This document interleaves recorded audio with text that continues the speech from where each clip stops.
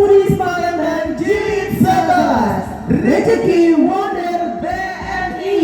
Dan tentunya kembali bersama Wantawang paling belajar Palembangnya. Dari saya Ulan Effendi dan masih bersama 70 tenan food dan juga non food. Wow, ini kita udah memasuki hari ketiga di Festival Foodies Palembang Jilid 11 Wulan. Seperti yang kita lihat ini semakin hari semakin ramai. Betul banget, dan juga kita selalu ingetin teman-teman semuanya, acara kita ini berlangsung dari tanggal 26 Desember sampai 4 Januari 2026 ya. Dan tentunya acara kita terselenggara berkat sponsor dan pendukung acara. Ada Bank Negara Indonesia, Ada pemerintah Provinsi Sumatera Selatan, pemerintah Kota Palembang, ICSB Sumatera Selatan, Charming Palembang, Lane Mineral, Teh Pucuk Harum, Gojek, Pupuk Sriwijaya Palembang, A2R Management, dan tentunya keempat foodies kita ada Mbak Dina dari Makan Pakai Receh PLG, ada Mbak Aye dari Makalma PLG, Mbak Ingrid dari Kuliner Enak Palembang, dan juga Mbak Imelda dari Jajan Palembang. dan yang pastinya Ulan Festival Foodies Palembang Jilid 11